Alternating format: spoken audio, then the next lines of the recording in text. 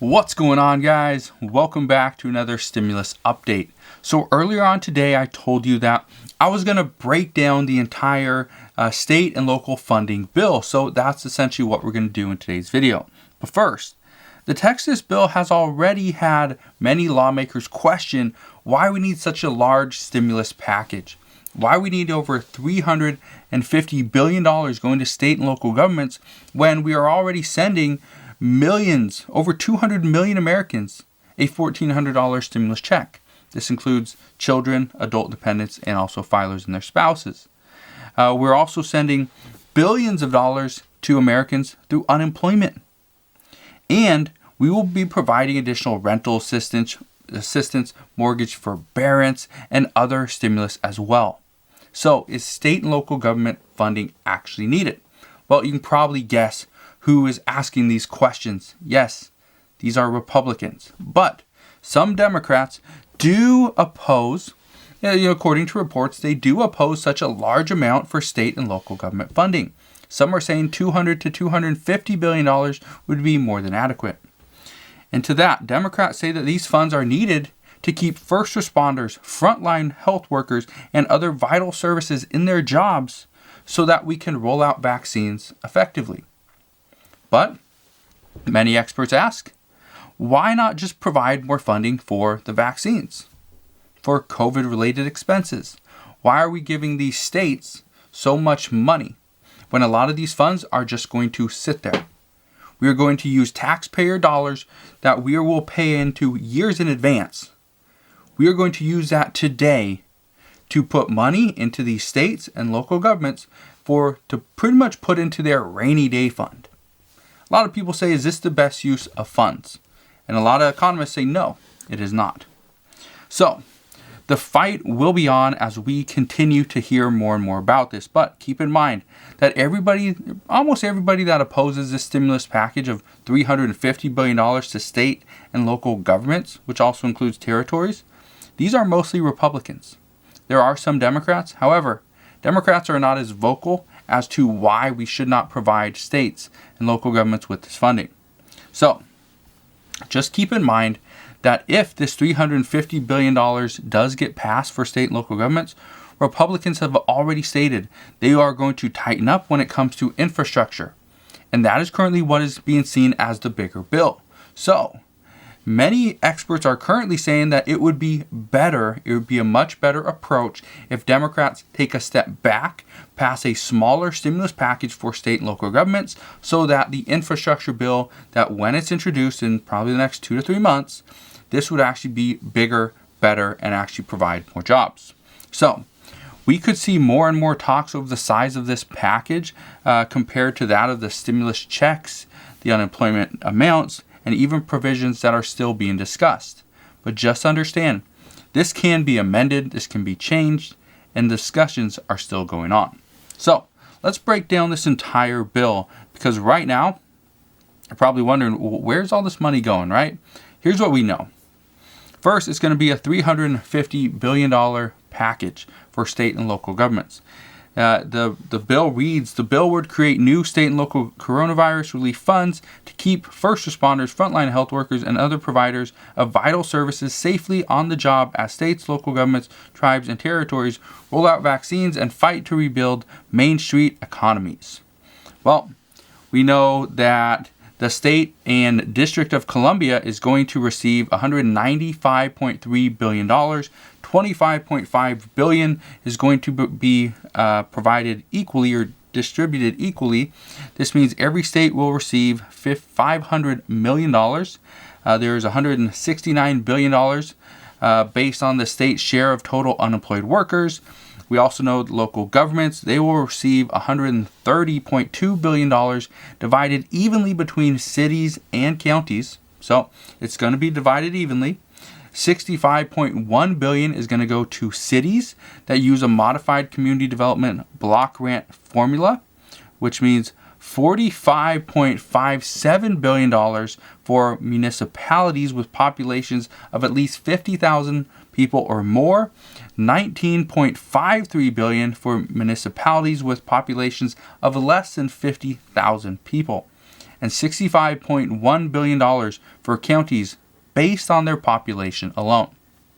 So the $65.1 billion is just based on the population. It has nothing to do with whether that county was, financially impacted due to COVID. It has nothing to do with that. So and this is where there's a lot of people saying that it just doesn't make sense. Why would we provide this much funding to a city, a state, or a county that hasn't been negatively impacted due to COVID? They are just going to put that money in their rainy day fund because right now they do not need to spend it. So we will see. We also know there's $4.5 billion that will be going to territories. That's $2.25 billion divided equally and $2.25 billion based on population. Again, they're going to split this up, right? That makes sense. But when it just goes to these territories for their population size, some are saying that it just doesn't make sense. Why would they do that? Well, they're doing that because they can. Right now, again, this can still be amended, but what we know is this is something that they're doing because they can. Obviously, Republicans would be against this and the way this bill is written. And again, I'm just showing you the one page, just going through the one page kind of briefing of this bill. I'm not going to read it line by line in the actual bill because obviously that would just be, it would become a complete waste of time for one, because nobody really wants to read that. It's so boring to read, absolutely boring. And we also know that there's going to be $20 billion to federally recognized tribal governments. $1 billion will be divided equally. $19 billion will be divided as determined by the Secretary of the Treasury. So that is Janet Yellen. We also know there's $570 million for emergency leave for federal and postal workers. And I want to read this, okay? I want to read this because this is big. Here's what it says, okay? So listen carefully. The bill would provide emergency paid leave for civilian federal employees and postal workers. Employees would be eligible for up to 600 hours of leave when forced to quarantine or ill with COVID. 600 hours. That's a lot. What is that, like 15 weeks? If you work let's say you work 40 hours a week. So that would be, it's like 15 weeks. 15 weeks of paid leave for any federal or postal worker. That's big. Also says, so forced to quarantine or ill with COVID when caring for a child whose school or place of care has been closed or is conducting virtual learning. So if your child is at home doing virtual learning, you can actually be paid to stay at home with them to care for that child. That's big. That's $570 million going to that. It also goes on to state, or is conducting virtual learning, or when caring for a family member incapable of self-care whose care provider is unavailable due to COVID. Leave would be available until September 30th, 2021, and employees would be required to first use any other paid sick leave when applicable. So it just means if you have some paid sick leave, if you have some paid time off, you have to use that first, and then you can go and use this up to 600 hours of paid leave. So that's big. And it also goes on to state there will be an oversight of funds for $117 million. And so I'll read you this, but it's kind of just a joke. This bill would provide additional funds to oversight entities to promote transparency and accountability to all federal coronavirus relief funds. So pretty much what it's saying is this group, they're going to put $117 million into this fund so that if they need to do an audit, they can do that. $117 million to do an audit. That's crazy. And there's also $77 million for Government Accountability Office and $40 million for a Pandemic Response and Accountability Committee. So that's what's in the bill. That is what is in this $350 billion bill for state and local governments. As you can see, this is one of the reasons why many Republicans are opposed to this much money going to state and local governments, because they're pretty much just throwing it out there. And when they say something like, so much money, so many billions of dollars is going to be split based on population, what do you think that does? It puts more money into the hands of, or into California, puts more money into New York, which obviously those two states need it. Okay, they do need it. They have a bigger population. They have a lot of worries. But at the same time, some, mostly Republicans, are saying that no, California, New York, all they're going to do is use this money for their pensions. That's it. Now, whether that's true or not, well, we're going to have to wait and see, because it looks like $350 billion or something very close to it is going to pass in this next stimulus package. So this is what we currently know regarding what is included in this bill. But like I said earlier, there can be amendments. They might amend out some of this. They might change the language. They might change some of the figures. That's all quite possible. If some Democrats oppose this, especially any Senate Democrat, then yes, this bill will have to be amended, or else it will not pass.